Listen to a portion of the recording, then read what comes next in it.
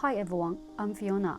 In this video, I will show you code test run of 5 minutes quick die change EPS shaping molding machine in the EPS machine factory before delivery.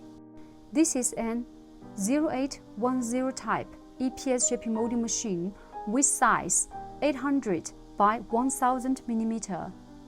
This is our smallest size in the range of our machine.